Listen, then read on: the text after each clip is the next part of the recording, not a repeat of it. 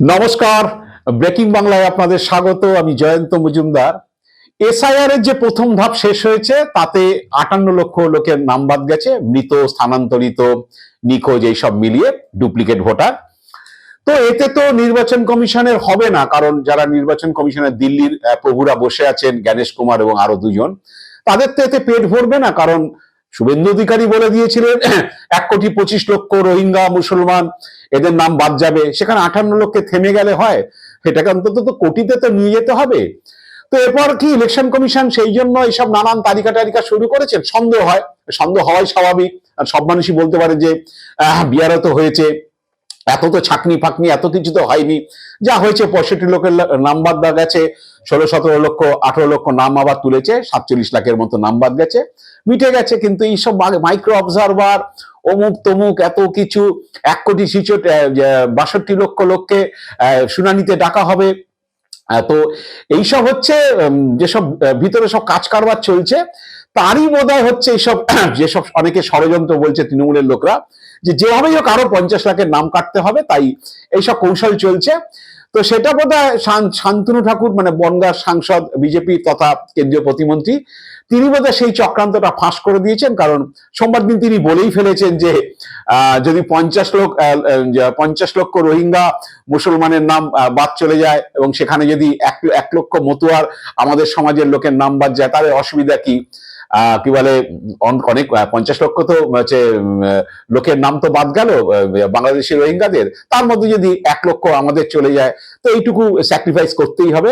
তো শান্তনু কি বলেছিলেন আমি আপনাদের একটু শুনিয়ে দিই। ভারতবর্ষে সরকারকে সহযোগিতা করার জন্য আমাকে যদি এসআইআর ঝেলতে হয়, তাহলে ঝেলবো না কেন? আজকে 50 লাখ রোহিঙ্গা মুসলমান, বাংলাদেশি মুসলমান, পাকিস্তানি মুসলমান যদি বাদ যায়, তার মধ্যে 1 লাখ যদি আমাদের সমাজের মানুষকে একটু স্টপ থাকতে হয়, ভোট দেওয়ার জন্য বিরতি থাকতে হয়, তাহলে কোনটা লাভ? আপনারা শুনলেন শান্তনু ঠাকুরের কথায়। তো অনেকেই বলছেন যে মতুয়াদের যদি ইচ্ছা হয়, সেটা 1 লক্ষ জায়গায় 5 লক্ষ যারা ডিটেনশন ক্যাম্পে যেতে চান, তো ভালো, তারা যেতে পারেন।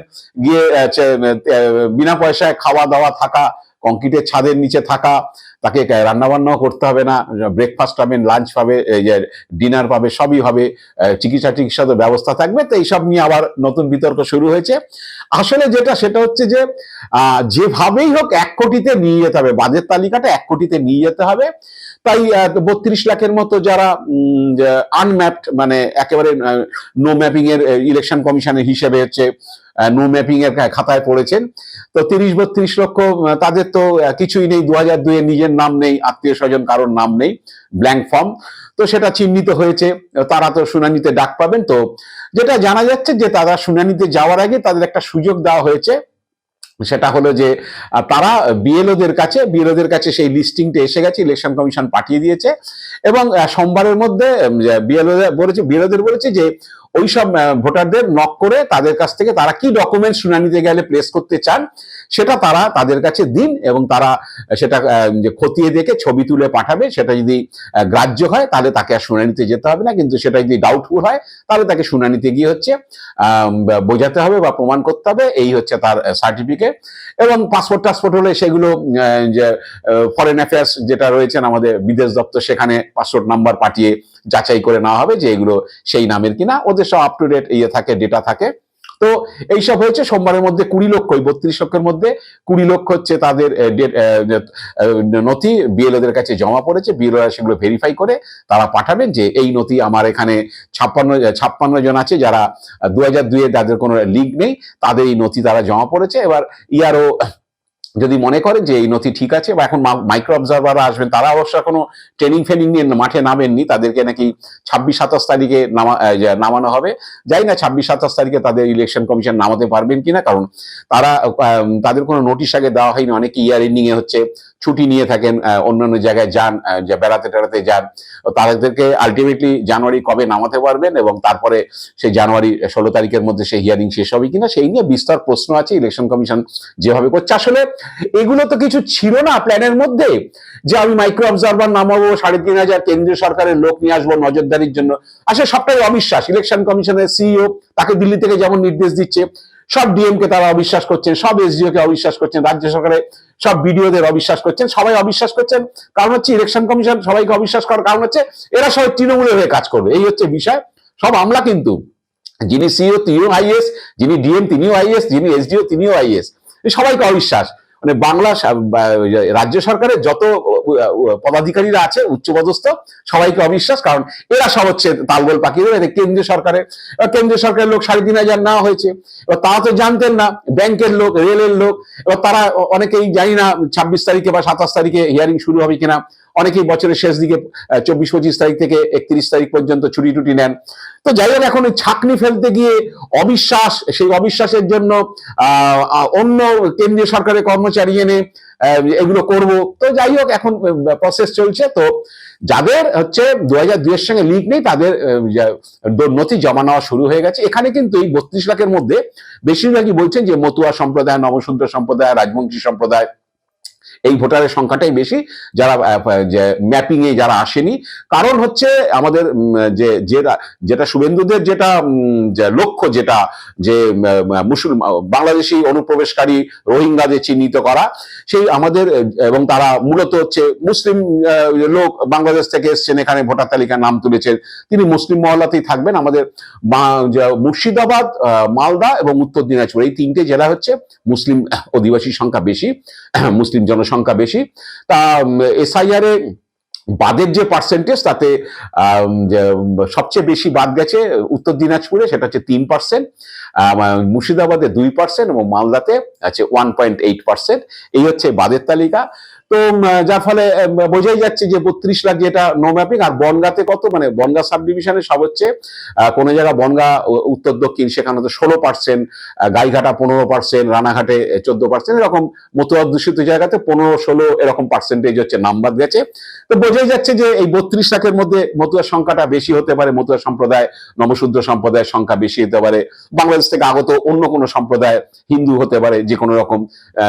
তো এইটার জন্য, এই 32 লাখের জন্য অলরেডি নেওয়া শুরু হয়েছে, ডকুমেন্টস গুলো বিএলওদের কাছে জমা দেওয়া শুরু হয়েছে। বিএলওরা চেক করে সেটা পাঠাবেন, তারপরে ইআরওরা চেক করবেন, তারপরে মাইক্রো অবজারভাররা চেক করবেন যে হ্যাঁ ডকুমেন্টস ঠিক আছে কিনা, তারপর তার নাম উঠবে।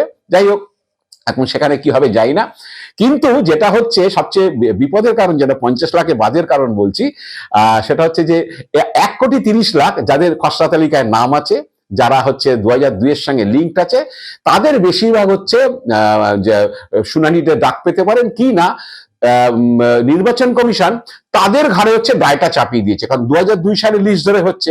2002 সালের, আমি ইলেকশন কমিশনের একজনের সঙ্গে কথা বলছিলাম, তিনি বলছেন যে 2002 সালেই হচ্ছে ফার্স্ট কম্পিউটারাইজড হয় ভোটার তালিকা, এবং সেটা হচ্ছে তখন বিভিন্ন বেসরকারি সংস্থাকে হচ্ছে এই কম্পিউটারে নাম তোলার হচ্ছে কাজ দেওয়া হয়েছিল। তারা কিছু বেকার যুবক যুবতীদের দিয়ে নাম তুলিয়েছিল, প্রচুর ভুলভ্রান্তিতে ভরা, নামের বানানে ভুল, টাইটেলে ভুল, বয়সে ভুল, এইসব করেছে তারা, এবং সেই তালিকাটাই থেকে গেছে। আপনি তো সেই তালিকাটাকে তো এখন আর চেঞ্জ করতে পারবেন না। তারপর আপনি নিজে নাম কারেকশন করেছেন, অনেক কিছু করেছেন। এখন 25-এর ভোটার তালিকা ধরে ম্যাচিং হচ্ছে, কার সঙ্গে হচ্ছে? ওই ভুলে ভরা ভোটার তালিকাটা, যেখানে আপনার নাম মাঝখানে একটা কুমার ঢুকে গেছে, এইসব হয়েছে। শ্রী, কারো শ্রী ঢুকে গেছে, কারো শ্রী নেই, আপনার শ্রী ছিল, আপনি এখন তো লেখেন না কেন, এইসব। এইটা সবচেয়ে বড় বিপদের কারণ হবে মুসলিম সম্প্রদায়ের মধ্যে। কারণ হচ্ছে অনেকেই শেখ হতো, এখন তিনি এস কে শেখ লেখেন, তখন হচ্ছে সেই ভোটার তালিকায় ACIKH ছিল শেখ। অনেকে হয়তো বাবার নাম হচ্ছে আবিদ হোসেন, তার সেই সময় তালিকাতে উঠে গেছে মোহাম্মদ আবিদ, সেটা আপনাকে গিয়ে প্রমাণ করতে হবে না আমার বাবা আবিদ হোসেন, মোহাম্মদ আবিদ হোসেন নয়, ওটা ভোটার তালিকায় ভুল ছিল। তাহলে 2002 সালে মোহাম্মদ আবিদ হোসেনের নামে কোনো নথিপত্র দিতে হবে, মোহাম্মদটা নেই। ভোটার তালিকা মোহাম্মদ ঢুকিয়ে দিয়েছে, আমাদের অনেক সময় নামের আগে শ্রী ঢুকিয়ে দেয়, শ্রীমতী ঢুকিয়ে দেয়। মুসলিমদের ক্ষেত্রে এটা হয়, মোহাম্মদ ঢুকিয়ে দিয়েছে, শেখ ঢুকিয়ে দিয়েছে কাউকে। এবার যে তার ছেলে যিনি এখন সাবমিট করছেন, তাকে গিয়ে হচ্ছে প্রমাণ করতে হবে যে ওই শেখ যে নামটা, সেটা তোমার বাবার ওখানে ছিল, 2002 ছিল, এখন কেন নেই, তুমি প্রমাণ করো। বিপদে পড়বে, কারণ এই মুসলিমদের পদবী নামের ক্ষেত্রে এইসব সমস্যাগুলো আছে। অনেকের নামের পাশে মোহাম্মদ লাগিয়ে দিয়েছে, একটা লাগিয়ে দিলাম, আচ্ছা অমুকে, আচ্ছা একটা মোহাম্মদ লাগিয়ে দিলাম, এখন তার নেই। অনেক কিছু হোসেন HOSSI লেখে, কেউ আবার HU লেখে। এই আপনার 2002 HO দিয়েছিল, এখন আপনি সেটা কারেক্টেড হচ্ছে তার নিজের যেসব ডকুমেন্ট, সেগুলো তো HU দিয়ে। আপনার ভোটার তালিকা 2002 হচ্ছে HO দিয়েছিল, আপনার কেন HU, এবার গিয়ে প্রমাণ করুন যে ওইটা হচ্ছে আপনি, এবং ওখানে কি গন্ডগোল হয়েছে বা কি হয়েছে আপনার ডকুমেন্ট সাবমিট করুন। ইলেকশন কমিশনের ডকুমেন্টস 11খানা, তার সঙ্গে আবার অ্যাডেড 2টো করেছে। যাই হোক, তো এখন এই বিপদে পড়বে হচ্ছে যাদের খসড়া তালিকায় নাম আছে। তো এই যে নামের বিভ্রাট, এই যে পদবীর বিভ্রাট, বিশেষ করে মুসলিম সম্প্রদায়ের, এইটা দিয়ে যদি একটা করে যদি 1,50,000-এ কেটে দেওয়া যায়, 2.5 কোটি সংখ্যালঘু ভোটার আছে ওয়েস্ট বেঙ্গলে, আমাদের 7.5 কোটি ভোটারের মধ্যে আমি 30% ধরে নিলাম, প্রায় 2.5 কোটির কাছাকাছি। এখান থেকে যদি নামের বিভ্রাটে বাবার নামের সঙ্গে, বাবার তখনকার নামের সঙ্গে এখনকার বাবার নাম মিলছে না, এর ডকুমেন্টসে এই ভোটার তালিকার সঙ্গে মিলছে না, এখানে নামের বিভ্রাট, এখানে কেন এটা ঢুকে গেছে, মোহাম্মদ ঢুকে গেছে কেন, ওই যে হোসেনের বানান ভুল কেন, ওখানে আসগার আলী ওখানে ছিল, এখানে কেন এখন আলী নেই, এই সব দিয়ে যদি কিছু কাটা যায় তাহলে কেটে দিলাম। আসল লক্ষ্য কিন্তু এইটা, ওই শুভেন্দু অধিকারীদের 1 কোটিতে নিয়ে যেতে হবে, এই এখন চলছে। এদের কিন্তু কোনো ডকুমেন্টস না, এদের সরাসরি শুনানিতে যেতে হবে এবং শুনানিতে গিয়ে তাকে বোঝাতে হবে যে কি সমস্যা। কিন্তু ইলেকশন কমিশন 2002 ভোটার তালিকায় যে গোলমালটা, সেই গোলমালটা কিন্তু হচ্ছে ইলেকশন কমিশন নিজের দায় না, ভোটারের গায়ে চাপিয়ে দিল যে তুমি আমার ভুলে ভরা ভোটার তালিকা 2002 সাল, সেটা তার পরিবর্তন করা যায়নি বা যাবে না, সেটাকে ধরে যখন হচ্ছে, তুমি এখন যে নামই লেখো বা যাই কিছু লেখা না করো, দায় তোমাকে এবার প্রমাণ করতে হবে আমি ভুল করেছি, আমি সেটা বলবো না, তোমাকে বলতে হবে যে না তুমি এইটা ঠিক লোক। মানে দায়টা ভোটারের গায়ে চাপিয়ে দেয়, যে সেটা সঠিক ডকুমেন্টস দিয়ে বা কিছু দিয়ে করতে না পারবে, তোমার নামটা কাটা গেল। এটা একটা বড় চান্স আছে। যদি 2.5 কোটির মধ্যে যদি 1,50,000-এ কেটে দেওয়া যায়, তাহলে 50 আর 58, 1 কোটি 8 লাখ হয়ে গেল। Suvendu formula complete. জ্ঞানেশ কুমার ওখানে খোল করতাল নিয়ে দিল্লিতে কীর্তন শুরু করে দেবেন, পশ্চিমবঙ্গে 1 কোটি ভোটার। আবার এও বলতে পারে আরে ইয়েতেই তো উত্তরপ্রদেশে 4 কোটি ভোটারের নাম কাটা গেছে, বাংলায় 1 কোটিতে কি আছে। তো এই অনেক কিছু হতে পারে, মানে আপনারা তৈরি থাকুন।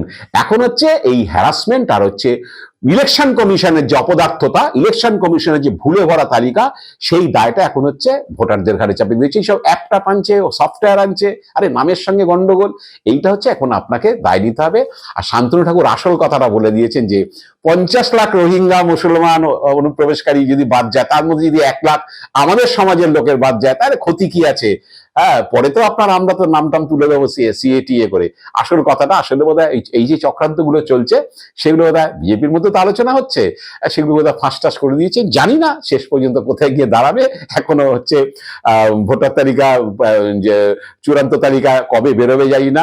1,30,00,000 হিয়ারিং কবে ইলেকশন কমিশন শেষ করতে পারবে আমি জানি না। অনেক প্রশ্নচিহ্ন রয়ে গেছে। আবার শুভেন্দুর ফর্মুলা ধরে ওটাকে পিছিয়ে মার্চ মাসে নিয়ে যায় কিনা, তারপর ইলেকশন কমিশন বলে কিনা যে না আমরা তো এই সময়ের মধ্যে ভোট শেষ করতে পারবো না, তাহলে রাষ্ট্রপতি শাসন জারি করে দাও। অনেক রকম প্ল্যান প্রোগ্রাম চলছে, যাই না শেষ পর্যন্ত গিয়ে কোনটা ইমপ্লিমেন্টেশন হবে, মানে কেন্দ্রীয় সরকার এবং ইলেকশন কমিশন মিলে অনেক কিছু দেখার বাকি আছে। আজ এ পর্যন্তই। আপনারা ভালো থাকবেন, সুস্থ থাকবেন, নমস্কার।